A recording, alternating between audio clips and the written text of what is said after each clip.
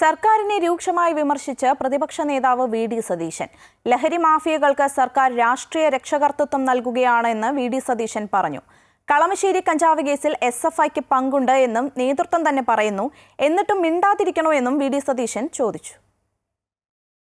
അല്ല, ഞങ്ങൾ രാഷ്ട്രീയവൽക്കരിക്കും. കാരണം ഞങ്ങളുടെ ഒരു ആരോപണം നേരത്തെ ഉണ്ട്. ഞാൻ നിയമസഭയിൽ ആദ്യമായിട്ട് ഉപയോഗിച്ചൊരു വാക്കാണ് പൊളിറ്റിക്കൽ പേട്രണേജ്.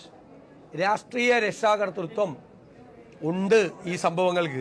അതുകൊണ്ടാണ് കേരളത്തിൽ ഇത് വ്യാപകമാകുന്നത്. ഞങ്ങൾക്ക് പൊളിറ്റിക്കൽ പേട്രണേജ് കൊടുക്കാൻ പറ്റുമോ? പൊളിറ്റിക്കൽ പേട്രണേജ് അധികാരത്തിൽ ഇരിക്കുന്നവരാണ് കൊടുക്കുന്നത്. അത് നേതൃത്വം അറിഞ്ഞുകൊണ്ടാണോ? ആലപ്പുഴ, കൊല്ലം ജില്ലകളിൽ പിടിച്ച കേസുകൾ നിങ്ങളൊന്ന് അന്വേഷിക്കുക. ആരായിരുന്നു അതിന്റെ പുറയിൽ? ഒരു ലോഡ് പിടിച്ചല്ല.